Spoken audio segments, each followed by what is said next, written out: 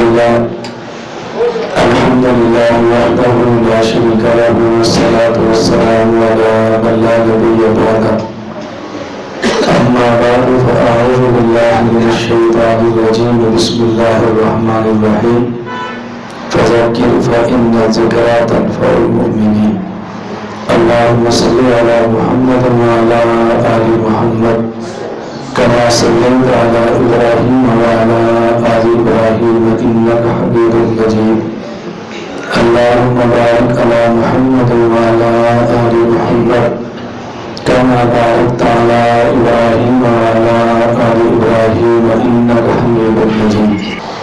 آپ گاڑی پر بیٹھے نا تو آگے دو سیٹیں ہوتی ہیں، ایک ڈرائیور کی ایک سواری. جو ڈرائیور کی سیٹ ہے وہ کھڑی ہونی چاہیے اور سواری کی سیٹ وہ لیٹی ہونی چاہیے. تو آپ بیان کے لیے بتاتے ہیں ڈرائیور بنا کر اور سیٹ دیتے ہیں سواری والی، پھر انجن پیش ہوتی ہے.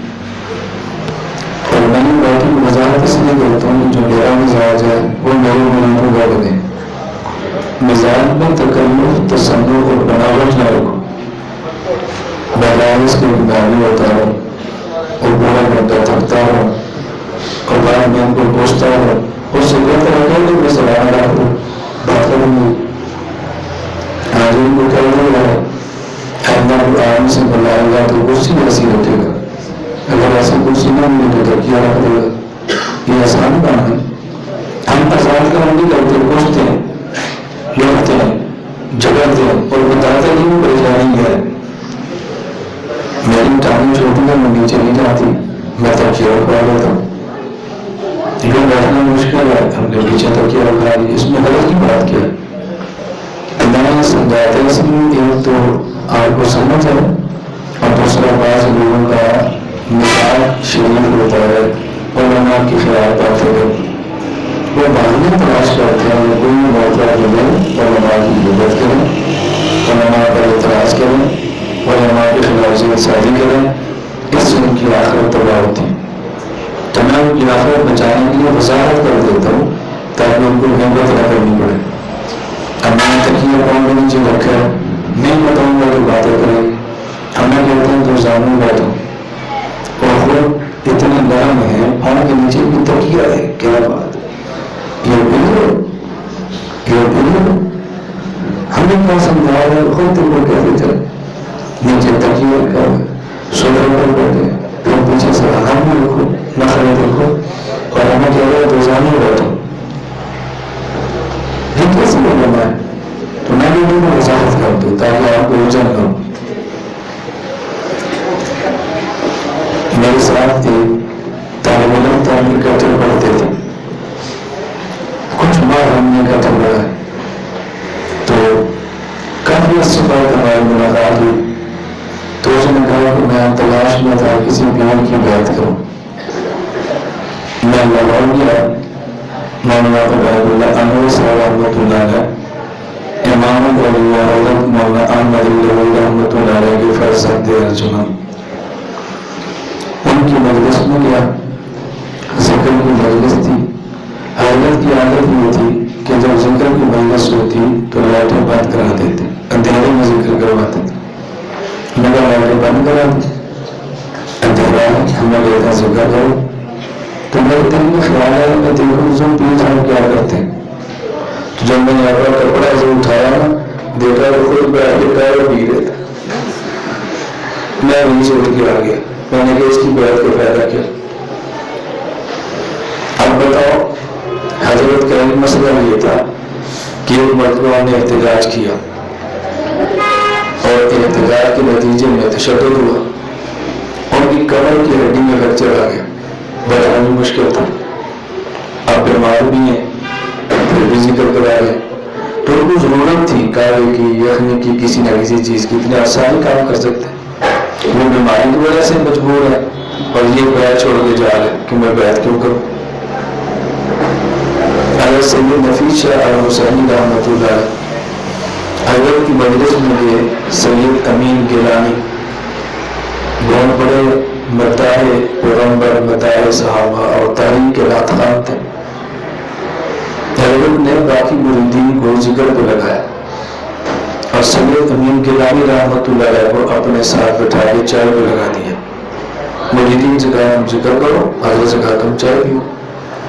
مجلس سے فارغ ہوئے تو شاہ صاحب رحمۃ اللہ علیہ نے مریدین سے فرمایا کہ تمہیں یہ گلہ اور شکوہ نہیں ہونا چاہیے کہ ہم بھی مرید ہیں اور سید امین شاہ گیلانی بھی مرید ہیں, ہمیں ذکر کروا رہے ہیں, ان کو چائے پلا رہے ہیں, تو دونوں مریدوں میں فرق کیا ہے؟ ہم نفرت بڑی جلدی کرتے, اس کے پاس پیسہ تھا تو اس کو کمرے میں بلا دیا, ہم غریب آدمی تھے تو مسافر جلدی کیا, یہ بڑی جلدی نفرت شروع ہوتی. تو حضرت امین گیلانی شاہ صاحب نے جیل میں بہت کاٹی ہے, ختمیں بہت کری, اور تم میں سے کوئی بندہ جیل نہیں گیا. اللہ اللہ کرنے سے قلبی کیفیت وہ نہیں پیدا ہوتی جو اللہ کے دین کی خاطر جیل کاٹنے سے ہوتی ہے. تمہارا تزکیہ کم ہے, ان کا تزکیہ جیلوں سے ہو گیا ہے, اس لیے میں ذکر کی مجلس کی بجائے ان کو چائے پر بٹھا دیا. اب کسی بندے کی قربانی کا آپ کو نہیں پتا, آپ نے اعتراض کر دینا بس. میں یہ واقعہ پہلے بھی سنا چکا ہوں. آج ڈاکٹر عبدالمقیم صاحب دعوت برکات ہو ضعف اور بیماری کے باوجود تشریف لائے, اور میں بھی ان کو 9:30 بجے ملنے کے لیے گیا. میں فرمایا تھا میں نے صبح سے کچھ کھایا بھی نہیں ہے, لیکن پیٹ میں تکلیف بہت ہے, اگر اجازت ہو تو میں چلا جاؤں. کتنے بڑے اور طرز کتنا عجیب ہے. پہلے پیٹ خراب تھا, اب پیٹ میں درد ہے اور بیماری جو ہوتا ہے بیٹھنا مشکل ہے, اگر اجازت ہو تو میں چلا جاؤں. کوئی آپ میں سے یہ کہنے کے لیے تیار ہوگا؟ سوال پیدا نہیں. بس جانا تو چلے جائیں گے, نکلنا تو کھسک جائیں گے, اور کتنے بڑے آدمی. جب لاہور حضرت شاہ کی مختر نور اللہ برقرار کو تشریف لائے, حضرت ڈاکٹر عبدالمقیم صاحب نے مجھے بلایا. میں باہر مسجد میں تھا, حضرت اندر تھے. مجھے بلا کر فرمایا کہ آپ حضرت کو ملو, حضرت نے مبارک ہو کہ آپ کو خلافت دی ہے. آپ مقیم فرمایا میں وہیں بیٹھے اور وہیں بیٹھ کر رونے لگ گئے. مجھے رونا اس بات پہ آتا تھا, مجھ جیسا نالائق, مجھ جیسا سیاہکار, مجھ جیسا بد کردار, اور حضرت مجھے خلافت دے رہے, کہ میں کیا کروں؟ اگر میں لے لیتا ہوں تو اس کا اہل نہیں ہوں, اگر نہیں لیتا تو اس نعمت کو واپس کرنے کو دل نہیں کرتا, کیا کرے؟ بس اس کشمکش میں میں رونے لگا. تو ڈاکٹر نے فرمایا کہ حضرت نے دی ہے, حضرت بلا لیا جاؤ. میں گیا, حضرت رحمۃ اللہ علیہ نے مجھے فرمایا کہ میں نے آپ کو اجازت دی ہے, آپ جا کر میری طرف سے کام کرو. میں نے کہا ٹھیک ہے.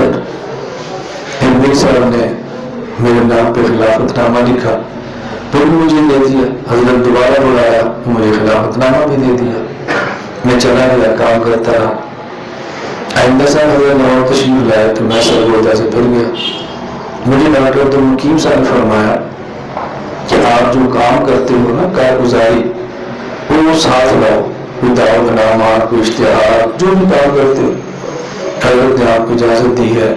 آپ حضرت کی مرید ہو, حضرت آپ کے شیخ ہیں, تو اپنے شیخ کو کارگزاری بتاؤ. اس سے شیخ خوش ہوتا ہے کہ میرا مرید بہت اچھا ہے, کام کرتا ہے. میں حضرت کیا چلا گیا. میں نے اپنے پاس کچھ دعوت نامے لیے جو مرکز سے چھپے تھے, ایک آدھ اشتہار لیا. اب نیچے لکھا ہوا تھا الداعی من جانب محمد الیاس محمد خلیفہ مجاز عارف باللہ حضرت مولانا شاہ کی محمد اختر نور اللہ برکاتہ. جب میں نے دکھایا تو میں نے ساتھ سے اپنی صفائی پیش کی. میں نے حضرت خلیفہ مجاز میں نہیں لکھتا, یہ مجھے ڈاکٹر نے فرمایا میں نے اس لیے لکھا ہے. میں اپنی صفائی پیش کر رہا ہوں, میں بہت اچھا آدمی ہوں, میرے اندر ریا نہیں ہے. یہ مطلب ہے اس کا, یہ ڈاکٹر صاحب کہہ رہے لکھا ہوں, ویسے میں نہیں کہتا میں کہ لکھوں. حضرت تو شیخ تھے, روحانی باپ تھے, بیماری سمجھتے. مجھے حضرت والا فرمانے لگے, حضرت والا فرمانے لگے میرے شیخ شاہ ابرار ہردوئی رحمۃ اللہ علیہ, میں نے ان سے اجازت مانگی, حضرت آپ نے مجھے خلافت دی ہے تو میں لکھ دیا کروں حکیم اختر خلیفہ مجاز مانا دوارا کر دو، لکھ دیا کرو۔ حضرت نے فرمایا دیکھو میں آپ کا روحانی باپ ہوں، تو آپ کو لوگوں کو یہ بتاتے کہ حضرت میرا روحانی باپ ہے، فخر محسوس ہوتا ہے یار اس کو عیب سمجھتے ہیں، تاکہ فخر تو باتیں لکھو، تو لکھو۔ اگر آپ کو میرے مرید ہونے پر، مجھے اپنا روحانی باپ بنانے پر فخر ہے تو لکھو، اس لیے میں لکھتا تھا، تو آپ بھی لکھ دو، کیا حضرت کی بات ہے، لکھا کرو۔ اس دن کی بات مجھے حوصلہ ہوا اور میں نے خود لکھنا شروع کیا خلیفہ میں جا۔ بعض باتیں ایسی ہیں کہ ہمارے طبقے میں کمزوری ہے، ہمارے مخالف طبقے کی خوبی ہے، اور میری عادت ہے کہ مخالف بھی ہو کام کرے میں شاباش دیتا ہوں۔ کیوں؟ وہ جس کو ٹھیک سمجھتے اس پہ لگے، جس کو آپ ٹھیک سمجھتے آپ کیوں نہیں کرتے؟ ان کی خوبی ہے، ہماری کمزوری ہے۔ میرے پاس سرگودا شہر سے کچھ ہو کر آئے، میں چیمبر کا نام نہیں لیتا، انہوں نے اپنے چیمبر کا جو نام تھا وہ اپنے شہر کی خانقاہ کے نام پہ رکھا تھا۔ دیکھیے ہمارے پیر صاحب ہیں، آپ اس کے لیے تیار نہیں ہوں گے، ہماری جو خانقاہ حنفیہ ہے یا میرا نام ہے، اس نام آپ نہیں تیار ہو، آپ کو شرم آئے گی، جھجھک آئے گی، سبائیاں دیں گے، وہ خود نہیں پڑھتے، پتہ چلتا ہے کہ ان کا فلاں سے تعلق ہے، آپ تعلق کو کیوں چھپاتے ہیں؟ اگر آپ سمجھتے ہیں کہ آپ نے غلط جگہ پہ بیعت کی ہے تو آپ توڑ دو، ختم کر دو ہماری بیعت، کوئی اچھا سا بھی تلاش کرو، اور اگر آپ سمجھ جائیں کہ ٹھیک جگہ پر کی ہے تو پھر فخر کے ساتھ پیار کرو، پھر چھپاؤ اور پھر اظہار کرو۔ میں سے گزارش کر رہا ہوں، پھر آدمی کو فخر سے چلنا چاہیے، جھجکنا نہیں چاہیے۔ جب تک آپ کو اپنے مسلک کی جھجک ختم نہیں ہوگی آپ خود بھی کام نہیں کر سکتے۔ آپ نے کئی بار سنا میں کتنے فخر سے کہتا ہوں میں اہل سنت والجماعت حنفی دیوبندی ہوں۔ آپ کون ہیں؟ اونچا بولو، آپ کون؟ کیا اہل سنت والجماعت غلط ہے؟ حنفی غلط ہے؟ دیوبندی غلط ہے؟ کیوں شرم آ رہی ہے تمہیں؟ وہ تو ہم نے بس یہ بتایا رکھا ہے، صفائیاں دیتی پھرتے ہیں، کس لیے بھائی کو وجہ ہوتا؟ یہ خانقاہ جن نے بنائی ہے وہ دیوبندی ہے، 2 دن کا لنگر آپ کھا رہے جن کا پیسہ وہ دیوبندی ہے، جن نے مدرسہ بنایا وہ دیوبندی ہے، پیر آپ کا دیوبندی ہے، مرید سارے دیوبندی، نہیں دیوبندی نہیں کہنا تو پھر اللہ کا دھیان کرو، کھانا کسی اور جگہ پر کھاؤ جا کر، بیان ہمارا سنو، ذکر کسی اور جگہ پہ کرو جا کر۔ یہی چیزیں کمزوریاں نہیں ہونے پر بات کرتی، اور اس کی سب سے بڑی وجہ جو میں سمجھتا ہوں، نہ ہمیں حنفیت کا پتہ ہے نہ ہمیں دیوبندیت کا پتہ ہے، تو وہ پتہ نہیں ہے۔ میں بیٹھا تھا، کمال مولانا عبدالرفیع صاحب بیٹھے ہیں، تھوڑا سا مشورہ کر رہے تھے، تو میں واٹس ایپ کھولتا ہوں، جو بہت اہم ہوتا ہے اس کا جواب فوراً دیتا ہوں، باقی بعد میں دیکھ لیتا ہوں۔ پاکستان سے باہر ایک ملک ہے، اس ملک کا اہم مذہبی ادارہ ہے، اور وہ مجھ سے واٹس ایپ پہ میسج کر کے پوچھ لے کہ ذی الحجہ آج ہو گئی ہے، ہوگی کل، اللہ اسی اجکم ذی الحجہ سعودیہ میں امارات وغیرہ میں، اب تو آپ کے کل ہوگی، اب یوم عرفہ کون سا ہوگا، ہمارے ملک والا آپ والا، یہ اختلاف کیوں ہے، آپ ہماری رہنمائی کریں۔ میں نے کہا دیکھو مولانا، میں خود بھی میں دیوبندی ہوں، اتنا بڑا ملک، اتنا بڑا ادارہ، اور دلیل ہم سے پوچھی جا رہی ہے، وہ سمجھتے ہیں کہ دلائل یہاں ملتے ہیں، وہ سمجھتے ہیں دلائل یہاں ملتے ہیں۔ یہ تو میں ایک واقعہ سنا رہا ہوں نا، ایک واقعہ میں قسم اٹھاؤں گا تو حانس نہیں ہوں، بڑے بڑی جگہیں، بڑے بڑے جامعات، بڑے بڑے مقامات دلائل کے لیے رجوع ہم سے کرتے ہیں، اور یہ میں بات اللہ کا شکر ادا کرتے ہوئے کہتا ہوں کہ مجھ سے منسلک بندہ پوری دنیا میں مسئلے کے لیے کسی اور جگہ رجوع کرے اس کو ضرورت نہیں ہے۔ یہ چھوٹی بات ہے، پوری دنیا میں جو مجھ سے منسلک ہے، مرکز اہل سنت والجماعت سے منسلک ہے، خانقاہ حنفیہ سے منسلک ہے، کسی جگہ پر کوئی ضرورت نہیں ہے خواب ہے تعبیر کیا ہے, مسئلہ پوچھنا ہے دلیل کیا ہے, فلاں باتیں نے چھیڑا اس کا جواب کیا ہے, کوئی ضرورت نہیں ہے. الحمدللہ ہم نے اس مسئلے پر اپنے متعلقین کو بے نیاز کر دی. یہ چھوٹی سی بات ہے. آپ پھر بھی چیزوں کا نہیں بتاتے ہیں کہ ہماری خاندان کون سی ہے, تو پھر بھی چیزوں کا نہیں بتاتے کہ ہمارا دین کون ہے. یہ کوئی چھوٹی سی بات ہے. ابھی 4 دن قبل پریس کلب لاہور میں میری کتاب ہے میرا پاکستان, اس کی تقریب رونمائی تھی.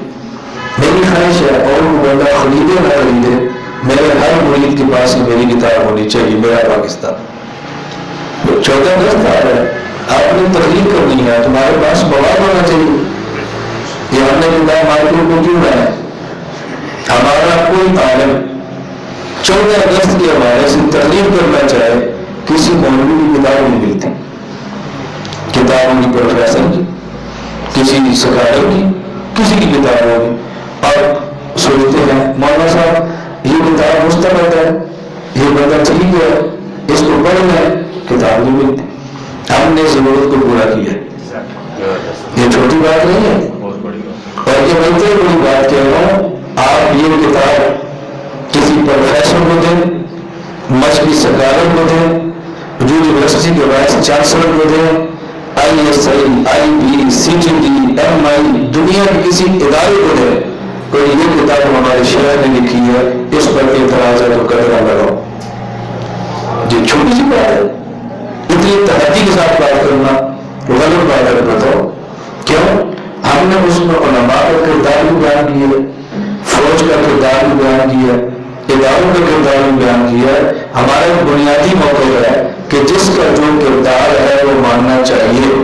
جو کردار علماء کا ہے وہ فوج مانے, جو کردار فوج کا ہے اس کو ہم مانتے ہیں. کتنی چھوٹی سی بات ہے. نہ اس میں مخالفت ہے, نہ موافقت ہے, نہ لڑائی ہے, نہ جھگڑا ہے. قائد اعظم محمد علی جناح رحمۃ اللہ علیہ کا مزاج کیا تھا, ان کا نظریہ کیا تھا؟ بجائے اس کے کہ وہ نظریہ کو سیکولر بندہ پیش کرے, ان کا نظریہ ہم کیوں نہ پیش کریں؟ ملک ہمارا ہے, بانی ہمارے ہیں, بندہ ہمارا تھا, کیش گھر میں کیا ہوا ہے, اپنی پسند کے اخبار پیش کرتے ہیں. خواب اس اخبار سے اخبار سے رجوع بھی کر لیا, اور جن اخبار پر بھی موت آئی ہے وہ بتانے کے لیے تیار نہیں. فاطمہ جناح کہہ رہی ہے کہ جب ان کا انتقال ہوا تو میں ساتھ تھی, میں نے اپنے کانوں سے سنا اور منہ سے دیکھا لا الہ الا اللہ محمد رسول اللہ پڑھ کر ان کو فوت ہوتے. آپ پوچھا کرتے ہیں تمہارے پاس کیا دلیل ہے کفر کی, تم کیوں ان کو کفار کی خاطر میں دھکیلتے ہو؟ ان کے ایمان پہ دلیل موجود ہے, تم نے ضرور کافر بنا ہے. پھر جب ڈنڈا چڑھنا ہے, گرفتاریاں ہوئی ہیں, تو پھر آپ نے کہا نہیں ہمارا پہلا موقع نے بتا چلا. میری گزارش سمجھ آ رہی ہے؟ جو بندے ہمارے ہیں ان کو غیر خاطر نہ ڈالیں. ہم نے ضرورتیں پوری کی ہیں. کتنے لوگ ہیں, آپ کسی سے رابطہ کرو کہ مولانا صاحب ہمارا مسئلہ, ہمارا عقیدہ, ہمیں قرآن کی کوئی تفسیر بتاؤ کہ آیات سے ہمارا عقیدہ ثابت ہو. ہمارے مسئلے کی بات قرآن میں کہاں لکھی ہے, تم تلاش کرو, تفسیریں تلاش کرو, پوچھو جاتا ہے, کوئی ملے تو پھر مجھے بتاؤ. کوئی آپ سے پوچھو نا, کوئی ہمارے شیخ کی 5 جلدوں میں دوسرے قرآن موجود ہے. جو کوئی چھوٹی بات ہے, آپ کو کوئی بھی جلدی بتاتے ہوئے. میں بھی بیٹھے ہوئے ڈاکٹر مقیم صاحب فرما رہے تھے, ہمارے حضرت کے خلفاء میں سے جتنا بڑا خانقائی نیٹ ورک آپ کا ہے کسی کے بھی نہیں ہے, لیکن لوگ یہ سب نہیں سمجھتے. کیوں؟ باطل سے ٹکرا ہے, حق کو بیان دلائل سے کر رہا ہے, اور باطل سے ٹکرانا اور دلائل سے حق کو بیان کرنا یہ ہماری زندگی اور موت کا مسئلہ ہے. ہم موت تک یہ کام جاری رکھیں گے انشاءاللہ. ہم کو ملک کے ٹکڑے کر رہے ہیں, ہم کسی ادارے کے خلاف بول رہے ہیں, ہم کسی سسٹم کے خلاف جین سازی کر رہے ہیں, اپنا عقیدہ بیان کر رہے ہیں, اپنی عوام کو پاکستان کی محبت بھی دے رہے ہیں, اپنی عوام کو اسلام کی محبت بھی دے رہے ہیں. یہ دیکھو ہماری خانقاہ ہے, یہ ہمارا مدرسہ ہے. آپ چھت پہ دیکھو, پچھلے سال 2 پرچم, 2 سال 3 پرچم.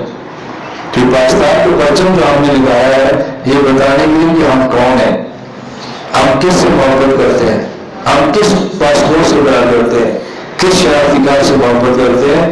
اس لیے نہ اسلام کے خلاف کوئی سازش آپ برداشت کر سکتے ہیں اور نہ ہی پاکستان کے خلاف آپ کوئی سازش برداشت کر سکتے ہیں. اسلام بھی ہمارا ہے اور پاکستان بھی ہمارا.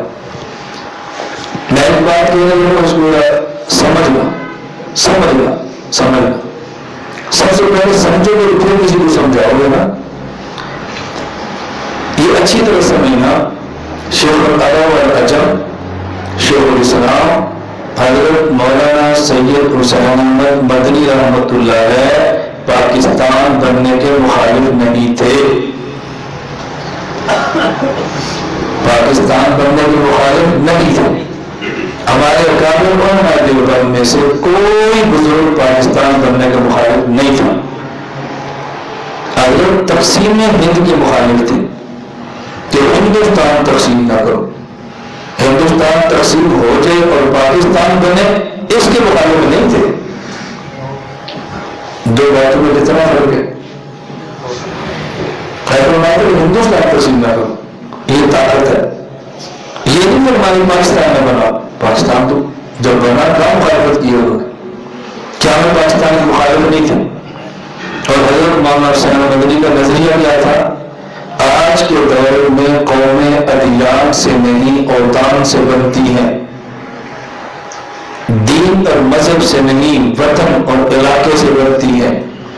حضرت فرماتے تھے مسلمان الگ قوم ہے، ہندو الگ قوم ہے. نہ، آج کے دور میں ہندوستانی الگ قوم ہے، پاکستانی الگ قوم ہے. ہندوستان میں ہندو بھی ہوگا، مسلمان بھی ہوگا، سکھ بھی ہوگا، عیسائی ایک قوم ہے. پاکستان میں مسلمان بھی ہوگا، ہندو بھی ہوگا، سکھ بھی ہوگا، عیسائی ایک قوم ہے. قومیں وطن سے بنتی ہیں. لوگ کہتے ہیں اس کو دین سمجھ نہیں آئی، یہ کفر کا ایجنٹ ہے. دیکھو مسلم الگ قوم ہے، کافر الگ قوم ہے. مولانا حسین مدنی کا کیا ہے؟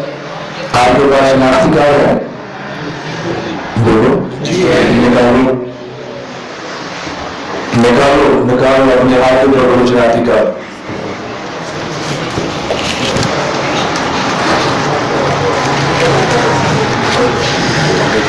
دیکھو لکھا ہے حکومت پاکستان، نیچے کیا لکھا ہے؟ قومی شناختی کارڈ یا اسلامی شناختی کارڈ؟ اب آپ جاؤ کسی ہندو سے پوچھو بھی شناختی کارڈ دکھاؤ، کیا لکھا ہوگا؟ کسی سکھ سے پوچھو تم دکھاؤ جو پاکستان کی نیشنلٹی ہو، کیا لکھا ہوگا؟ تو یہ بات مولانا مدنی فرما رہے ہیں، یہ بات ہم نے نائرہ میں لکھ دی ہے. ان سے بڑھائی کچھ بات کی. آپ سمجھ رہے دیوبند کیا ہے؟ دیوبند کے صدر مدرس کی رائے پاکستان کا ناظرہ لکھ رہا ہے. آپ کے لیے دیوبندی کیا ہوتے؟ جو حضرت کی رائے تھی نا کہ ہندو ہو یا سکھ ہو یا مسلمان ہو، جس ملک میں رہتا ہے مسلمان وہ ملک کے رہنے والے ایک قوم ہے، پاکستانی ایک قوم ہے. یہ حضرت فرماتے تھے. آج ناظرہ یہی لکھا ہے قومی شناختی کارڈ. یہ نہیں لکھا یہ مسلمان شناختی کارڈ، یہ ہندو شناختی کارڈ، یہ سکھ شناختی کارڈ. تو جو رائے حضرت دے رہے تھے وہ رائے تو ہماری سرکاری سے تک چل رہی ہے. پھر مولانا مدنی سے لڑائی کیا ہے. آپ لوگ جہازوں میں سفر کرتے ہیں، اب ذرا جو میں کہہ رہا ہوں اس طرح پڑھیں. آپ جہاز میں سفر کریں، باہر سے آپ پاکستان ہیں، بعض ممالک سے پاکستان آئے تو کارڈ ملتا ہے، اس فارم کو فل کرو، خصوصاً افریقی ممالک سے. اور بعض ممالک سے تو فارم نہیں ملتا. جب آپ کو فارم ملے نا اوپر لکھا ہوگا قومیت. کیا لکھا ہوگا؟ آگے کیا لکھو گے؟ نہ مسلمان لکھو. وہ کہیں گے قومیت لکھو. آپ کہتے ہیں مسلمان، وہ کہتے ہیں یہ تو دین ہے، مذہب ہے. قومیت لکھو. کیا لکھے گی؟ تو اس کا مطلب تو وہی لیول جو اس بات کو مان لیا گیا ہے قومیں اوطان سے بنتی. ملک پاکستان والا قومیں اوطان سے بنتی ہے. دیوبند کے صدر مدرس کہہ رہا قومیں اوطان سے بنتی. یہ ہے دیوبندی. ہم نے سمجھایا یہ دیوبندیت کیا ہے. پاکستان بنا، ادھر بنگلہ دیش مشرقی پاکستان، ادھر یہ مغربی پاکستان. مشرقی پاکستان میں پرچم کس نے لایا؟ مولانا ظفر احمد عثمانی. یہ کون تھے؟ دیوبندی نہیں، دارالدیوبند کے شیخ التفسیر تھے. ادھر تو پتہ ہو پتہ کیا ہے. ہمارے پاکستان کا پرچم کس نے لگایا؟ یہ کون تھے؟ دیوبندی. کیا دارالدیوبند کے شیخ الحدیث تھے. ادھر یاد رکھو. جب تمہیں بولے دیوبند والے پاکستان بننے مخالف تھے وہ جھوٹ مت بولو. قائد اعظم محمد علی جناح نے پرچم ان سے لگایا ہے. وہ سمجھتے تھے کہ پاکستان بنانے میں دیوبند کا کردار کیا ہے. اور کچھ بھی نہ ہونا. ہماری یہ خانقاہ پنجاب میں نہیں ہے، خیبر پختونخوا میں ہے جہاں ہم بیٹھے. خیبر پختونخوا کے اکثر لوگ کیا پاکستان کیا یہ پاکستان کے ساتھ الحاق میں نہیں تھے. یہ ساری محنت مولانا شبیر احمد عثمانی کی. انہوں نے محنت کر کے سب خواتین کا ذہن بنایا کہ پاکستان سے الحاق کرو. تو یہ بتاؤ کہ وہ دیوبندی کون تھے؟ قائد اعظم محمد علی جناح کا موت کا وقت آیا تو وصیت کی کہ میرا جنازہ کوئی مولوی پڑھائے. یہ کوئی مولوی نہیں، مولانا شبیر احمد عثمانی پڑھا، علامہ شبیر احمد عثمانی پڑھا. مرتے وقت بندہ جو خواہش کرتا ہے وہ سوچ سمجھ کے کرتا ہے. اپنے جنازے پر سوچ سمجھ کے بندہ لگا جاتا ہے. اس کا معنی قائد اعظم محمد علی جناح رحمت اللہ علیہ کے ہاں دیوبند کی اتنی شان تھی وہ فرماتے تھے میرا جنازہ بھی دیوبند کے شیخ الحدیث پڑھا. اور آج آپ کہہ رہے ہیں دیوبندی نہ کرو، یہ مناسب نہیں ہے، ٹھیک نہیں ہے. بات ہوتی ہے دلائل کی، بات جذباتیت کی نہیں ہوتی. ہم جذباتی نہیں ہیں، ہم بات دلیل سے کرتے ہیں. یہ بات الگ ہے کہ ہماری دلیل چونکہ طاقت سے نکلتی ہے، لوگ اس طاقت کا نام جذباتی نہ دیتے. جذباتی ہے ان کو کیا پتا ہے. یعنی ایک بات ذرا آپ کہہ دو نرمی سے تو لوگ کہتے ہیں جذباتی نہیں، اور ایک بات کیا ٹائٹ سٹائل میں تو لوگ کہتے ہیں جذباتی ہے. بات جذباتی نہیں ہے، بات نظریاتی ہے، لیکن ہم نے کی جذبے کے ساتھ ہوتی. تو نظریے کو جذبے کے ساتھ بیان کرنا چاہیے یا بزدلوں کے ساتھ کسی بلی کی طرح بیان کرنا چاہیے. ہمیں پتا تو بات ہے اس میں کیا ہے کی بات. اسی وجہ سے لوگ ہمیں بھی سامنے مانتے کیسے بھولے یہ تھوڑا تو ایسی باتیں کرے گا سب ٹھیک ہے سب ٹھیک ہے سب ٹھیک ہے سب ٹھیک. اللہ کے نبی ہی کہتے ہم سب ٹھیک کیسے کہہ سکتے؟ جو ٹھیک ہے وہ ٹھیک ہے اور جو غلط ہے وہ غلط ہے. ہم سب کو ٹھیک نہیں کہہ سکتے. اور میری بات کان کھول کے سن لو، یہ میں بات بڑی واضح طور پہ کہہ رہا ہوں. میرے ساتھ پوری دنیا چل پڑے میرا موقف تب بھی یہ ہے. پوری دنیا کی تمام افراد مجھے چھوڑ دے میرا موقف تب بھی. ہم قیامت کے دن جواب دے اس بات کا نہیں ہے تمہارے ساتھ بدے کی طرح تھے. ہم جواب دے اس بات کی تم نے کہا کیا تھا، ہم اس کے جواب دے وہ کہتے ہیں انشاءاللہ. ہماری خواہش ہے اللہ ہم کسی کو ہدایت عطا فرمائے، اللہ جنت میں جگہ عطا فرمائے. لیکن جو گمراہ ہے وہ جنت میں جائے اللہ اس کو بھیجتا ہے، اللہ بھیج دے. اللہ کو تو کوئی نہیں پوچھ سکتا، لیکن ہم کندھے پر بٹھا کر جنت میں جائے گا تو گمراہ کو چھوڑ سکتے. اللہ نے موت کے بعد ٹھکانا ایک بنایا تو دو کتنے ٹھکانے؟ ایک جنت اور ایک. تو سارے جنت میں جائیں گے؟ کوئی جنت میں جائیں گے کچھ تو ہم کیسے سب کو جنت میں لے جا سکتے؟ اور ہمیں سمجھایا جا رہا ہے دل بڑا رکھو دل بڑا رکھو کسی اور کو جنت میں جانے دو. تو آپ کو کہتے ہیں سارے جنت میں جائیں، ہم کو منع کرتے لیکن جنت میں ہر کسی کو جانے نہیں. جہنم کے ساتھ اللہ کا وعدہ ہے میں تجھے بھر دوں گا تجھے بھروں گا، جنات اور انسانوں سے تجھے بھروں گا. یہ وعدہ جنت کے ساتھ بھی ہے تو کوئی آیت مجھے آپ سنا دے. یہ وعدہ جنت کے ساتھ ہے کوئی حدیث مجھے سنا دے. یہ بھرنے کا وعدہ جنت کے ساتھ ہے جہنم کے ساتھ ہے؟ کوئی جنت کے ساتھ ہے تو مجھے آپ حدیث سنا دیں، آیت سنا دیں، صحابی کا قول سنا دیں، کسی امام کا سنا دیں، کسی محدث کا سنا دیں، فقیہ کا سنا دیں، کسی بزرگ کا سنا دیں. مجھے پتا کہ چلے گا میں غلطی کروں. جنت میں سب سے آخر میں جو بندہ جائے گا اس کو دنیا سے 10 گنا بڑی جنت ملے گی. اور اس میں بندے کتنے ہوں گے؟ کتنی زیادہ ہے؟ یہ خالی جنت ہے کہ اللہ نے کیا کرنا ہے. اللہ سے کو 15-20 میں بھیج دو. سب سے آخر میں جنت میں جانے والا جنتی اس کو دنیا سے 10 گنا بڑی جنت ملے گی، لیکن اس کو بندے کتنے ہوں گے؟ کوئی دوسرا نہیں جائے گا. بھائی بات تو دلیل کی ہے، بات تو آیات کی ہے، بات تو احادیث کی ہے، بات تو صحابہ پیغمبر کی ہے، بات تو علماء فقہاء کی ہے. میری ذات کیا ہے؟ میری ذات کیا؟ میں تو ڈائناسور کے کیڑے سے ڈرتا ہوں، لعنت بھیجو میری بات میں وہ بولتا ہوں. بات تو کرائی نہیں ہے، سمجھو. اور یہ ہمارے ذمہ ہے کہ ہم یہ بات کہتے رہیں اور کہتے رہیں گے انشاءاللہ. اللہ ہمیں حق پر قائم رکھے. رسول اللہ صلی اللہ علیہ وسلم کی دعا کیا ہے؟ اللہ کے نبی کی دعا کو غور کرو. اللہم ارنا الحق حقا وارزقنا اتباعہ. یا اللہ حق کا حق ہونا مجھے دکھا دے اور پھر حق کی اتباع کو میرا عشق بنا دے.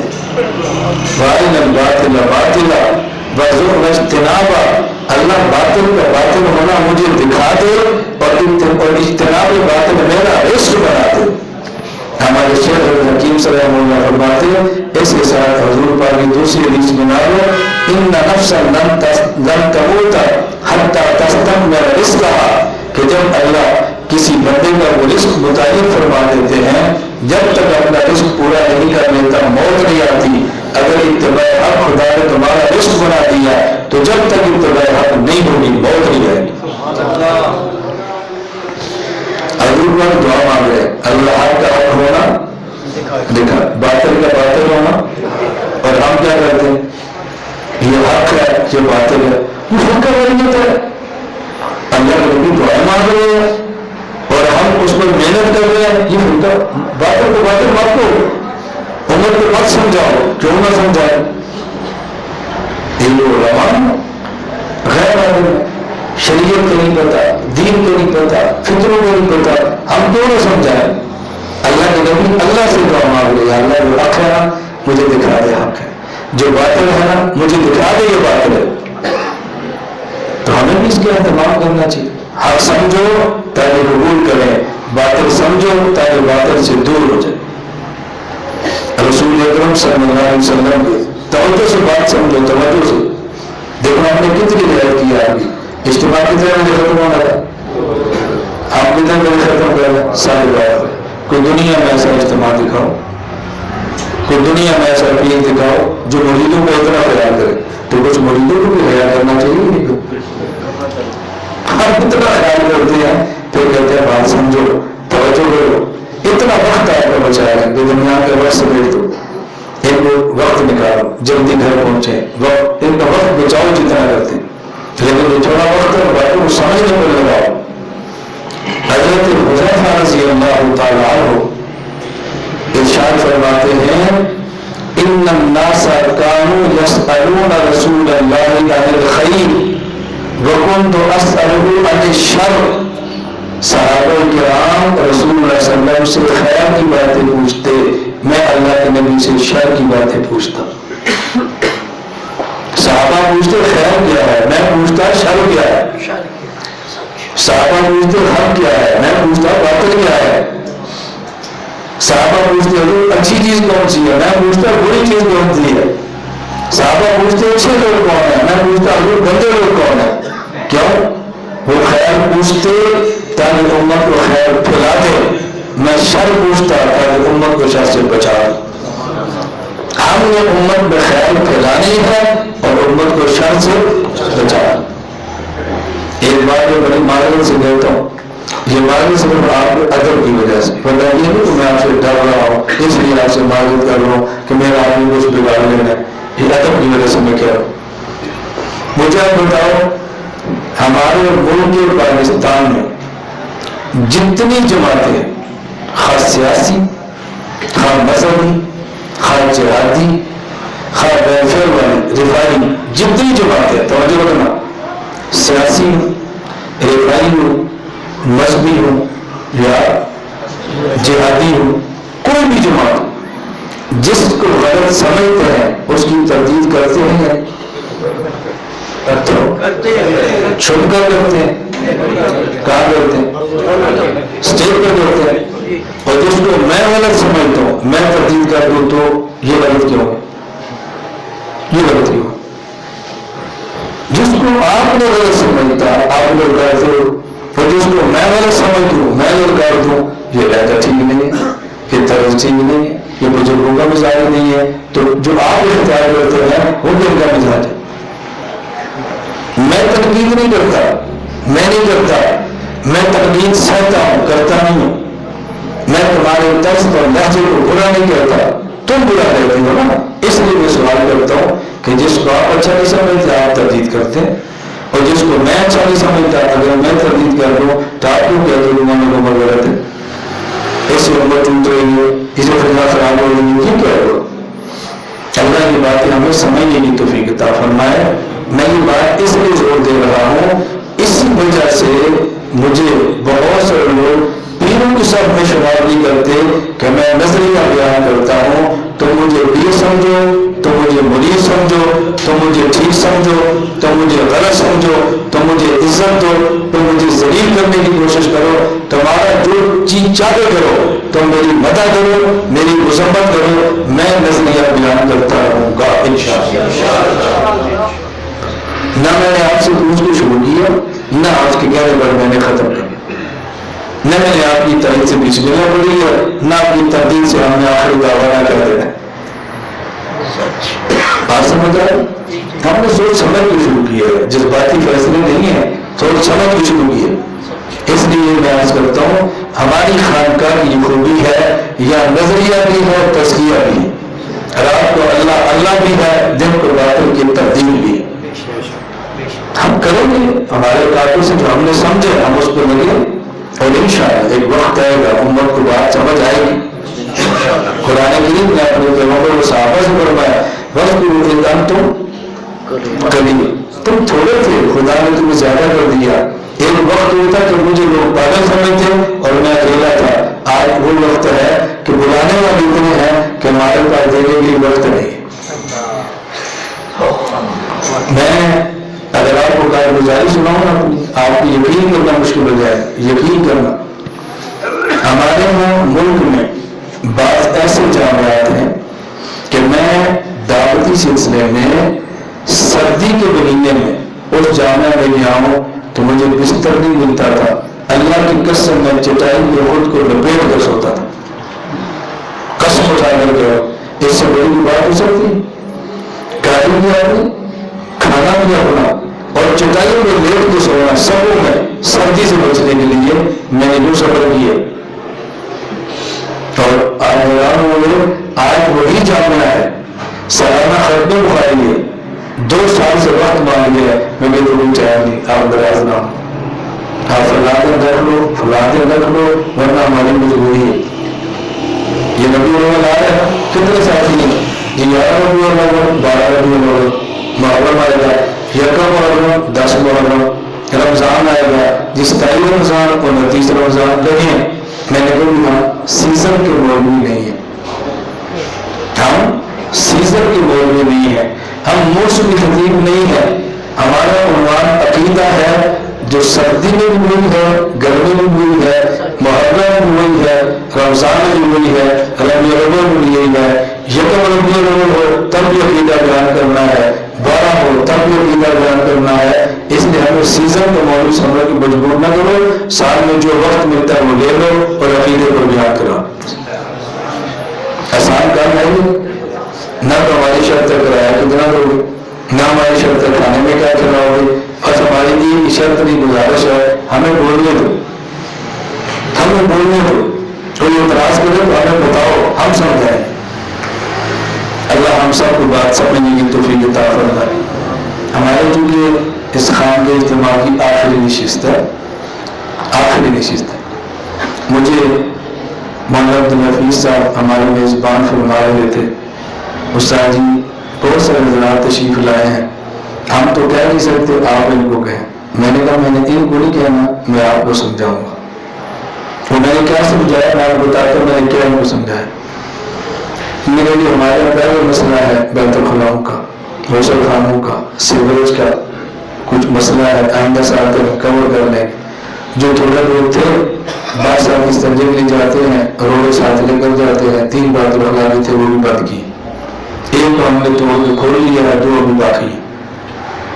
एक फना साथी थे, वो पीछे शेड है, और उसे शेड को बैठे पेशाब कर दिए, आप इनको समझाओ। मैंने कहा मैंने इनको नहीं समझाना, तब मेरी बात को समझना अच्छी तरह से। मैंने कहा मैंने इनको नहीं समझाना, अब जरा आप रसूल सल्लल्लाहु अलैहि वसल्लम की परेशानी समझो, हजूर की परेशानी समझो। हमारे पसीने से बू आती है, हजूर पाक के पसीने से खुशबू आती है। तुम्हारे पास आने वाले ने शर पर पेशाब किया और हजूर पर आने वाला मस्जिद में पेशाब कर। मैंने कहा हजूर ने उसको बर्दाश्त किया था, तो इनको बर्दाश्त करो। बस ये है नबी की जिंदगी, कोई बात नहीं। मेरे आने वाले हर किस्म के होते हैं, कोई तरबियत याफ्ता है, कोई नहीं है, कोई इल्म वाले हैं, कोई इल्म वाले नहीं है, किसी को जल्दी है, किसी को सख्ती है, किसी की बीमारी है, उजर होता है। मौलाना दिन को कुछ नहीं जाना, हमारे मेहमान है, अपना दिल बड़ा करो, अपना दिल बड़ा करो, बस। ये सब आपने देखा बैठो हो गया का मसला है। जब ये लोग आइंदा है तो टिश्यू ध्यान रखो, इनको आते हुए टिश्यू पेपर मौजूद है, आप लोग इन पत्थर इस्तेमाल न करो, इनको कुछ नहीं कहना, बराबर की जिंदगी को अपनी जिंदगी बनाओ। मैंने कहा बता हमें तकलीफ है, हजूर पाक को कितनी होती होगी और आपने कितना बर्दाश्त किया। आप तो सरापर गो है, हमें तो गुस्सा करना पड़ता है, साबर लगाना पड़ता है, शैम्पू मारने पड़ते हैं, ऊपर खुशबू लगानी पड़ती है। और हजूर पाक साहबा कहते हैं कि अगर हमने कभी देखना होता है हजूर पाक किधर गए हैं, आप मदीना का बाजार देखते हैं, जहाँ से हजूर गुजरे वहां से खुशबू बताती यहाँ से गई है सब। और हजूर ने कैसे कौम को संभाला है, ऐसी कौम को अल्लाह के नबी ने संभाला है और दुनिया का ताज नहीं सरताज और शाह बना के पेश कर दिए, उम्मत का सरदार को बना दिया है। मैंने कहा खानकों में यही तो है, इसलिए जारी रखो, बर्दाश्त करो। अल्लाह हम सबको तौफीक अता फरमाए। तो हमने नजरिया और तज़किया दोनों को लेकर चलना है, ख्याल करेगा इंशाअल्लाह। मैं चंद बातें आपकी खिदमत में अर्ज कर देता हूँ, इसको दिल की तख्तियों पर नोट फरमा लें और उसके बाद फिर इंशाअल्लाह दुआ कर लेते हैं, फिर इंशाअल्लाह मुसाफा होगा, उसके बाद आप खाना तनावुल फरमाएं और खाने के बाद आप लोग अपने अपने सफर पे रवाना हो जाए। नंबर 1 सबसे अहम बात यह है कि हुकूकुल इबाद का ख्याल बहुत ज्यादा करें। सबसे ज्यादा हक है अपनी माँ का, फिर हक है अपने वालिद का, फिर हक है अपनी औलाद का, बीवी का, फिर हक है अपनी औलाद का, फिर उसके बाद हक है अपने भाई का, अपनी बहनों का, खाला का, फूफी का, मामू का, चचा का, सब हक। तो हुकूकुल इबाद का ख्याल बहुत ज्यादा करें। वालिदा की खिदमत को सादत समझे, वालिद की खिदमत को सादत समझे, वालिदैन की बातें जो आपकी तबीयत और मिजाज के खिलाफ उसको अल्लाह के लिए बर्दाश्त करें। वालिद अगर दुनिया में नहीं है, वालिद के दोस्तों से मिले, जितनी तौफीक है उतना उनको हदिया दें, जितनी गुंजाइश है कभी उनको बुलाकर चाय पिलाएं। अम्मी जान दुनिया में नहीं है तो वालिदा की सहेलियां, उन तक आप हदिया पहुंचाओ, उनके साथ आप ताल्लुक बनाओ, उनकी खिदमत करो। औरत है चूंकि नामहरम है, अपनी बीवी के जरिए, अपनी बेटी के जरिए, खानदान की औरत के जरिए आप अम्मी की सहेलियों की खिदमत करो। मैंने खुद अपना मामूल बना रखा है, मेरे गांव में मेरी वालिदा की सहेलियाँ कितनी हैं, मैंने फेस बनाकर अपनी बीवी को दी है। मैंने कहा इनको हदिया भी दिया करो, ये आए तो इनकी इज्जत भी किया करो, रमजान मुबारक में ईद इनके घर भेजा करो, और ये जब भी है तो उनको एहसास ना हो इस अजनबी घर में आई है, ये आपने ख्याल करना है, क्यों इसलिए ये इनका हक है। मैं खुद भी इस पर अमल करता हूँ, तो इसका हुकूकुल इबाद का ख्याल बहुत ज्यादा करें। बीवी वो आपकी है, सारी दुनिया हत्ता कि माँ, बहन, भाइयों, वालिदैन को छोड़कर आई है। ये कितना मुश्किल है, आप एक दिन के लिए आए हैं तो घर की याद कितना सताती है, और उसने हमेशा भी घर को खैर बात कह दिया, पता है उसके दिल को क्या गुजरती हो। बात बातें आदमी को नहीं समझ आती, और जब अपने ऊपर गुजरती हैं तो फिर समझ आती। हम छोटे छोटे होते थे, गांव में शादी होती, बच्ची की रुस्ती होती तो औरत रोती और बस औरत आवाज से रो पड़ती। ہم چھوٹے بچے تھے، ہم مذاق اڑاتے تھے، ہم کہتے شادی کا دن ہے اور یہ مکر کر رہی ہے، یہ مکر کر رہی ہے، اللہ ہم مذاق اڑاتے تھے، مکر کر، یہ ہمیں سمجھ کر میری اپنی بیٹی، اس کا بڑی بیٹی کا نکاح میرے گاؤں میں ہوئے، رشتے داروں میں ہوئے، خاندان میں ہوئے۔ میری بیٹی کا سسر جب میرے پاس آیا، انہوں نے کہا کہ ہم آپ سے بیٹی مانگنے کے لیے آئے۔ میں نے کہا میری بیوی نے انکار نہیں کرنا، لیکن میں ذرا اس سے پوچھوں، بتا دوں۔ میں گھر گیا، بیوی اکیلی بیٹھی، میں کمرے میں گیا تو میں رونا شروع ہو گیا۔ میری بیوی نے کہا تو کبھی نہیں روتے، رو کیوں نہیں؟ خیر تو ہے۔ میں زبان سے بتا نہیں سکتا تھا کہ میں کیوں رو رہا ہوں۔ میں اتنے مشکل سے خود کو سنبھالا، اتنے مشکل سے خود کو سنبھالا، میں نہیں بتا سکتا۔ تو میں نے پھر اپنے بیٹی کے سسر کا نام لے کر کہا کہ وہ بیٹی کا رشتہ مانگنے کے لیے آئے۔ میں رو رہا تھا، یہ میری عادت ہے۔ آپ بتاؤ بیٹی کی عادت کیا ہو؟ جس دن بیٹی کی رشتے گاؤں میں جانا تھا تو میں اندر گیا بیٹی کو گاڑی میں بٹھانے کے لیے، میں رو پڑا۔ میرے بھائی کے سبھی دے رہے تھے، عورتوں کی سبھی دے رہے، میں نے بیٹی کو گاڑی میں بٹھایا، گاڑی کے پاس کھڑا ہو کر میں رونے لگ گیا۔ مجھے سہارا دے کر میرا چھوٹا بھائی گھر لے کر گیا کہ بھائی جان بیٹی ہے، اس نے جانا ہے۔ یہ میں اپنی عادت بتا رہا ہوں، اب بتاؤ اس بیٹی کی عادت کیا ہو؟ میں اللہ کا واسطہ دے کر یہ بات آپ کو سمجھاتا ہوں، خدا کی عزت کو سمجھو، یہ چھوڑے پر چھوڑ دو، یہ جن سیکس اور شہوت کی نگاہوں سے مت میری بات سمجھو، حکومت کے حوالے سے سمجھو اس پر کیا گزرتی ہے جو ہمیشہ کے لیے آپ کے پاس آ گئی۔ دنیا میں کوئی نہیں اس کا سوائے آپ بھی مانگتے ہو، کیا کہا جائے گی شکایت لے کر، پھر اس کی شکایت اللہ کے عرش کو ہلا کے رکھ دیتی، واپس نہیں جا سکتی، عزت کا مسئلہ ہے، طلاق نہیں مانگ سکتی، اولاد کا مسئلہ ہے، کس موت اور حیات کے اندر وہ جیتی ہے۔ ہمارے رد عمل کو ذرا غور کریں، میں اس لیے کہہ رہا ہوں کہ اس کا حق ادا کرو۔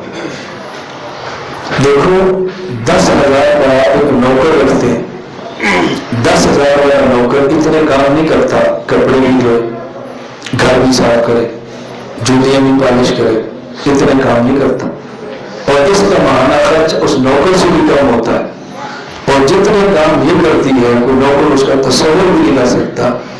اس کے باوجود آخر بھی انسان ہے، اس کا بھی مزاج ہے، کوئی بات آپ کے مزاج کے خلاف بھی کر سکتی ہے، کوئی کام مزاج کے خلاف بھی کر سکتی ہے۔ اس کا معنی کہ جوتا اٹھا دو، اس کا معنی کہ ہاتھ اٹھا دو، نہیں، ذرا غور کرو۔ ہمارے شیخ حضرت حکیم صلی رحمۃ اللہ علیہ جملہ فرماتے، حضرت تو بڑے تھے، خود بھی فرماتے تھے، ہم چھوٹے ہیں، ہمیں کبھی یہ باتیں کہتے جھجک محسوس ہو جاتی۔ حضرت رحمۃ اللہ علیہ سخت کبھی باتیں فرماتے اور رکاوٹ بھی ہوتی تھی، مجلس چالو ہوتی تھی، خواتین بھی سوتی ہوئی تھی، حضرت کی باتیں مجھے تو بیان کرتے ہوئی یہ مشکل سے لگتا ہے، میں کیسے بتاؤں۔ حضرت فرماتے کہ بس اوقات شوہر اپنی بیوی سے کہتا ہے تم میری عظمت کا خیال نہیں کرتی، بدر کی طرح تم اس کے اوپر ناچتے ہو، اور صبح کہتے ہو کہ میری عظمت کا خیال نہیں کرتی، کوئی شرم کرنی چاہیے، کوئی شرم کر۔ میں حضرت کی بات ہم صبح میری بات سمجھو، بڑے دن کو کیسے باتیں سمجھاتے ہیں؟ ہم فرماتے تم اس کے نعرے کو ہاتھ لگاتے ہو اور پھر کہتے میری عظمت کا خیال نہیں کرتی۔ عظمت والے یہ کام کرتے ہیں، وہ تمہاری دوست ہے، وہ تمہاری زندگی کی ساتھی ہے، عظمت کی بات چھوڑو، اس کو دوستوں کی طرح سنبھالو، اس کے جذبات کی بھی قدر کرو، یہ ہمارے بڑے فرماتے۔ حضرت رحمۃ اللہ علیہ فرماتے رات اپنی بیوی کے گال کا بوسہ لیتے ہو اور صبح اس کو تھپڑ مارتے ہو، تمہیں شرم آنی چاہیے، شرم آنی چاہیے۔ میں صرف حقوق پر تفصیلی بات نہیں کر رہا، میں صرف گزارش کروں کہ حقوق کا خیال کریں، بس حقوق کا خیال کریں، والدہ کا، والد کا، سب کے حقوق کا خیال کریں۔ ہماری والدہ رحمۃ اللہ علیہ، اللہ ان کو جنت کے باغات میں جگہ دی، ان سب کچھ ان کی دعاؤں کا صلہ ہے۔ ہماری والدہ بالکل ان پڑھ تھی، تہجد پڑھتی، تلاوت کرتی، قرآن پڑھی تھی، اور 500 یا 1000 کے دانے کی تسبیح تھی وہ پڑھا کرتی تھی، کبھی صبح سلطان باؤں کی شعر پڑھتی جیسے پرانی عورتیں، اور دھوتی اور تہمت باندھتی تھی۔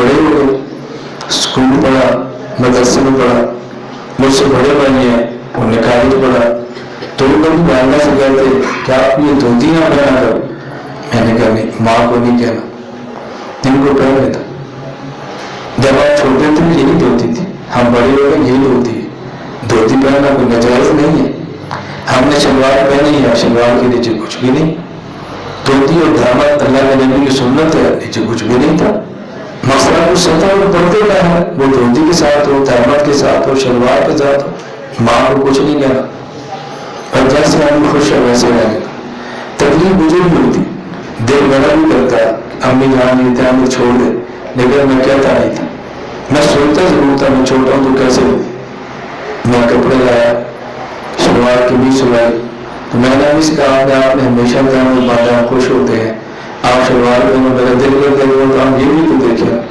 تو امی نے شلوار پہنی، میں نے دیکھو کتنی خوبصورت ہے، آپ کو کسی سہیلی سے پوچھنے کو ہوتا ہے مجھے اچھا لگتا ہے کہ شلوار اچھی لگتی ہے، امی جا کے شلوار شروع کر دی، اتنا سا کام تھا تبدیل ہو گئی، ہماری والدہ گھر سے ہماری زمین جگہ پر جاتی، جو میرے گاؤں کی میری عمر کے ہم اس کو سمجھتے بقیہ کو نہیں پتا، ہمارے راستے میں گھر آتا ہے یہ جو حجامتے کرتے ہیں نائی، آگے آتے ہیں جوڑیاں سیتے ہیں موچی، آگے آتے ہیں تیلی، جو ہمارے خاندانوں میں گاؤں میں چھوٹی قوم میں شمار ہوتی، ہماری والدہ کا ان سے دوستانہ تھا، تو ڈیرے پر جاتی، اس کے یہاں بیٹھتی، ان کے یہاں بیٹھتی، ان کے جتنی سہیلیاں تھیں نا سب کے ملتی جاتی تھی، تو میرے بھائی بڑے تو جب پڑھ گئے تو کہتے ایسا ہے میں نے کرنے، ہمارے دوست ہیں ان کی سہیلیاں، ہم اپنے دوستوں سے دوپہر رہتے ہیں، ماں کو سہیلیوں سے دوپہر گانے تو نہیں چھوڑو، مت چھوڑو ماں،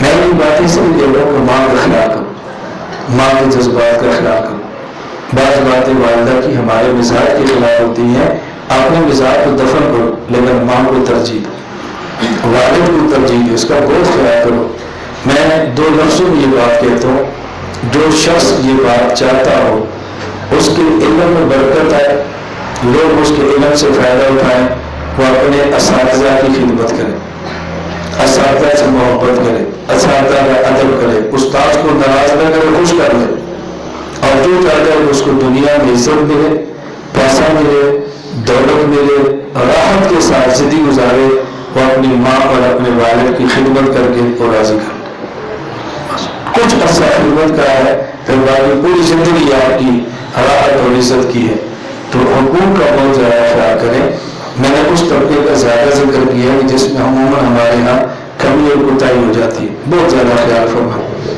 نمبر 2، فرائض کا بہت خیال کریں، فرض نماز پڑھیں، مسجد میں پڑھیں اور باجماعت پڑھیں، بعض لوگ نماز پڑھ لیتے ہیں جماعت کا خیال نہیں کرتے، جماعت کا خیال کرتے ہیں مسجد کا خیال نہیں کرتے، فرض نماز پڑھنی ہے، باجماعت پڑھنی ہے اور مسجد میں پڑھنی ہے انشاءاللہ، جو نمازیں رہ گئی ہیں اس کو قضا کرنے کی ترتیب بنائیں، اس کو قضا کرنے کی ترتیب بنائیں، اس کا طریقہ ذہن بنا لیں کہ میں نے 10 سال نہیں پڑھی، جب نماز پڑھے تو نیت کر لیں کہ میرے ذمہ جو نمازیں ہیں ان میں سے پہلی فجر کی، پہلی ظہر کی، عصر مغرب عشاء، پھر دوسرے دن، اور یہ قضا نماز ایسی ہے کہ آپ فجر کی نماز کے بعد طلوع شمس سے پہلے بھی پڑھ سکتے ہیں، عصر کے بعد غروب شمس سے پہلے بھی پڑھ سکتے ہیں، قضا نمازیں ان اوقات میں پڑھی جا سکتی ہے، سب سے بہتر ہر نماز کے ساتھ ایک نماز لگا دیں،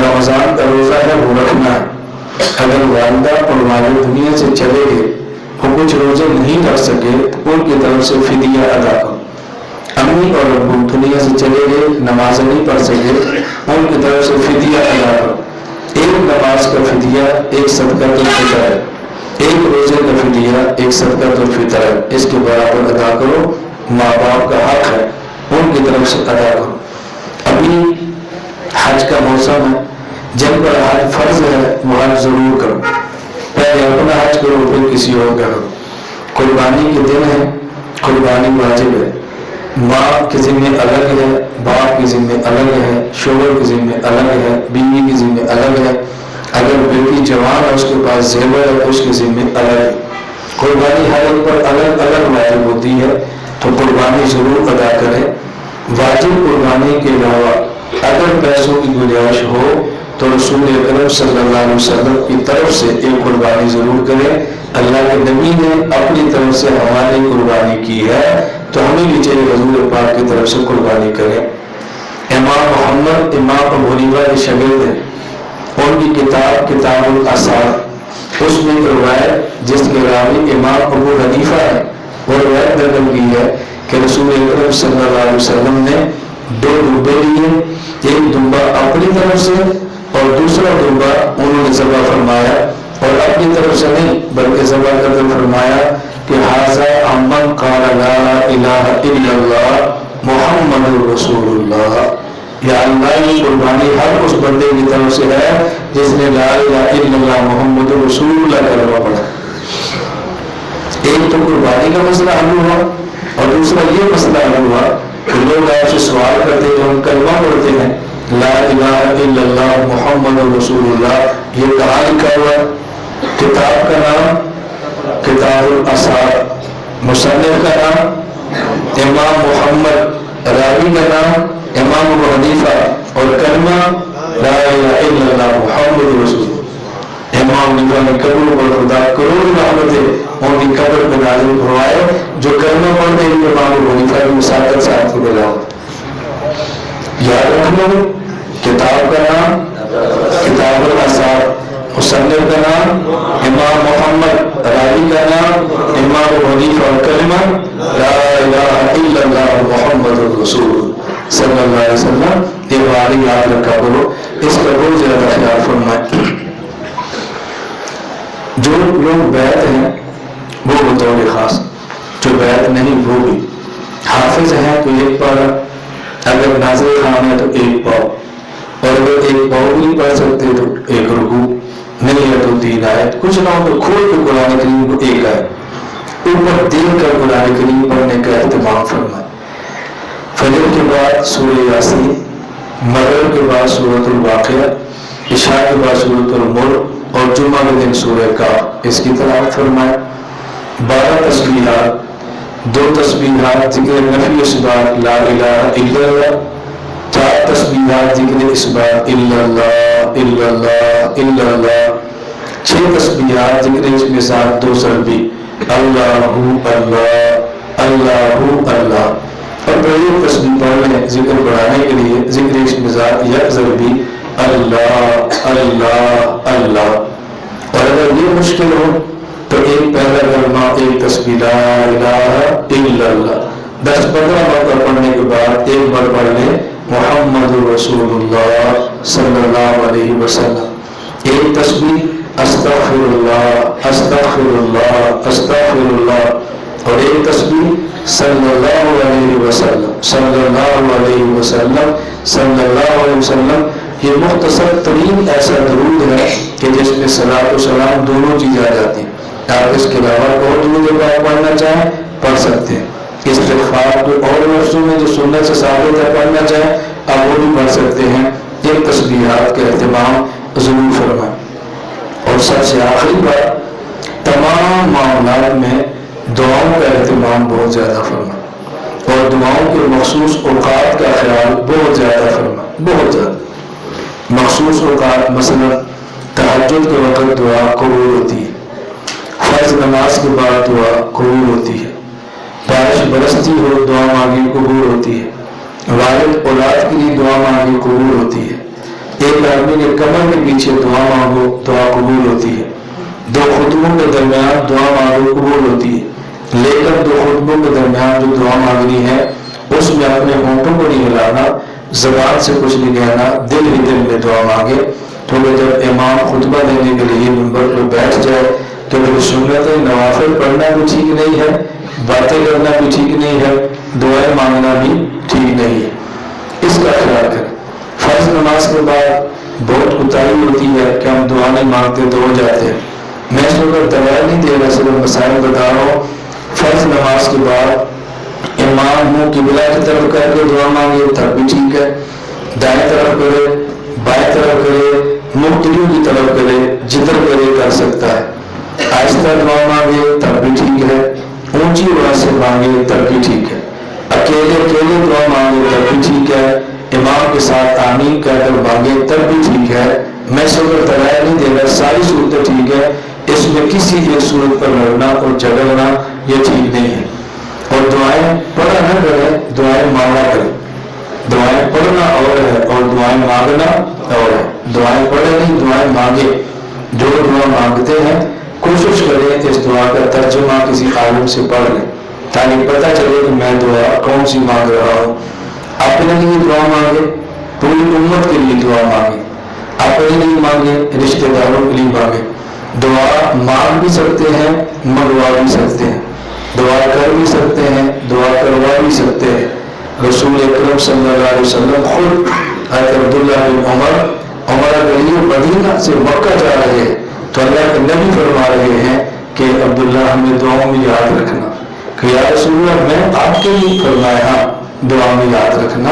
تو بڑا بھی چھوٹے سے دعا کے لیے کہہ سکتا ہے کہ میرے لیے دعا کرنا.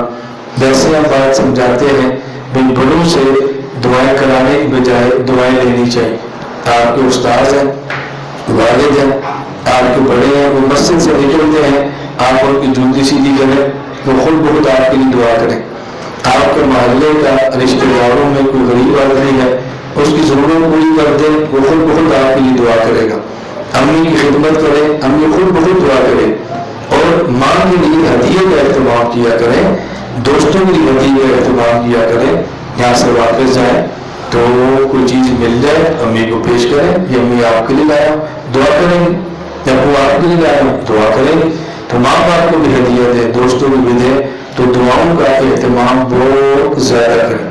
ابھی مجھے چیٹ آئی تھی کہ صبح بغیر اطلاع کے چونکہ اچانک بیعت کی تھی اس لیے بہت سے بیعت نہیں کر سکے. اور بہت سے خواہش ہے کہ ہم بیعت کرنا چاہتے ہیں. تو جو حضرات بیعت کرنا چاہتے ہیں کلمات بیعت میں کہتا جاؤں گا، آپ ساتھ کہہ رہے ہیں، مزید قریب آنے کی ضرورت نہیں. جو دو چار بیٹھے ہاتھ پہ ہاتھ رکھ لیں، باقی کلمات بیعت کہتے جائیں، انشاءاللہ بیعت اس سے بھی ہو جاتی ہے. یہ ذہن نشین فرمانا. ایک بہت بڑا طبقہ ایسا ہے جو مجھ سے بیعت ہے، اس میں حضرات بھی ہیں، خواتین بھی ہیں. اور پاکستان کے بھی ضرور کے وہ واٹسپ پہ بیعت کرتے ہیں، واٹسپ کہہ دیتے ہیں ہم کلمات بیعت بھجواتے ہیں، کلمات بیعت دوہرا لیتے ہیں، بیعت ہو جاتی ہے. پھر ان کو ذکر کا پرچہ بھجوا دیتے ہیں، پڑھنے کا طریقہ بتا دیتے ہیں، نہ سمجھ آئے تو لکھ کے پوچھ لیتے ہیں، بڑی آسانی سے بات ہو جاتی ہے. اللہ ہم سب کو توفیق عطا فرمائے. تو کلمات بیعت میں کہہ دیتا ہوں، آپ حضرات کلمات بیعت کہہ لیں. اور دو کلمات الگ ہیں، ایک ہے کلمات بیعت اور ایک ہے کلمات توبہ. کلمات توبہ تو ہر وہ شخص کے لیے جو مجھ سے بیعت ہے یا مجھ سے بیعت نہیں، توبہ ہر کسی کی ضرورت ہے. باقی کلمات بیعت جو مجھ سے پہلے سے بیعت ہے یا دوبارہ بیعت ہونا چاہتے ہیں، کلمات بیعت کہہ لیں، وہ انشاءاللہ العزیز بیعت ہو جائیں. باقی بیعت ہونے کے بعد میں حضرات کو سمجھاتا رہتا ہوں کہ اگر واٹس ایپ استعمال کریں تو لکھ کر بھیجیں، وائس نہ بھیجا کریں، آپ کو جواب آ جائے گا. اگر خط لکھیں مرکز اہل سنت والجماعت 87 جنوبی سرگودا یا خانقاہ حنفیہ 87 جنوبی سرگودا، خط آئے گا، اندر لفافہ ڈالیں اور لفافے پر پتہ لکھ کے ڈالیں. اور جو آپ نے کاغذ لکھا ہے 2 حصے پر لکھیں، ایک حصہ خالی جو آپ کے لیے چھوڑ دیں. آپ خط لکھتے رہیں گے، جواب آپ کے پاس آتا رہے گا. جو ہمارے خلفاء ہیں اور آپ کے قریب ہیں ان کی مجالس میں شرکت کریں، ان کے ساتھ آپ رابطہ رکھیں، ان کے ساتھ معاملات چلائیں. مہینے بعد، 2 مہینے بعد، 3 مہینے بعد، جتنا فاصلہ ہے اسی حساب سے، یا سال میں 1 مرتبہ جب سرگودا ہمارا خانقاہ اجتماع ہوتا ہے اس میں آپ حضرات شرکت فرمائیں. اس طرح اجتماع فروری میں 2019 فروری میں ہوگا انشاءاللہ. تاریخ یا مشورے سے طے کرنے کے پھر آپ کو بتا دیں گے. اللہ تعالیٰ ہم سب کو نیک اعمال کی توفیق عطا فرمائے اور برے اعمال سے بچنے کی توفیق عطا فرمائے.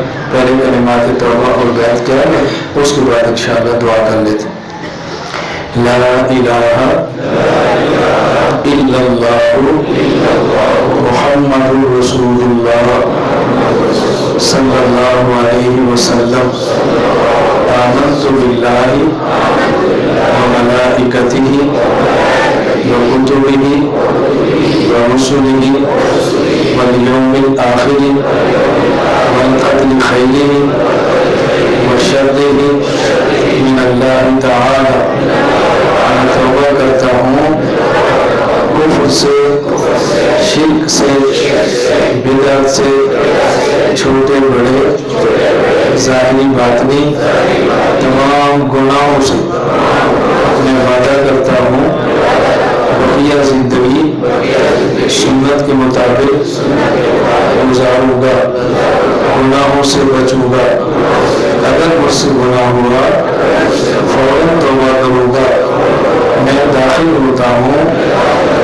سلسلہ قادریہ، چشتیہ، سہروردیہ اور نقش بندیہ میں اے اللہ میری توبہ اور بیعت کو قبول فرما، قیامت کے دن چاروں سلسلوں کے بزرگوں کے ساتھ حشر فرما۔ باقی ترتیب آپ نے سمجھا دی ہے، تو آپ رات میں سے میں نے عرض کیا میرا پاکستان، اگر کتاب یہاں پر ہو آپ خریدیں، اگر نہ ہو تو پھر برکت سے منگوائیں۔ اسی طرح موجود کہتے ہیں موجود ہے تو آپ میں سے ہر ساتھی اس کتاب کو خریدو اور دوستوں تک پہنچاؤ۔ میری کتاب ہے واعظ و نصیحت، یہ ہے صرف مریدین کے لیے استفادہ، وہ سارے کرتے ہیں، آپ اس کتاب کو لو واعظ و نصیحت، اور ہر جمعرات کو واعظ و نصیحت کے عنوان پہ اہنام میڈیا پہ، ہمارے فیس بک پہ اور باقی پیجز پہ آتی ہے، آپ لوگ اور ہر جمعرات کو آپ پڑھ لیا کرو۔ اللہ ہمیں عمل کی توفیق دے۔ لا الہ الا اللہ، لا الہ الا اللہ، لا الہ الا اللہ، ما لنا رب سوا۔ لا الہ الا اللہ، لا الہ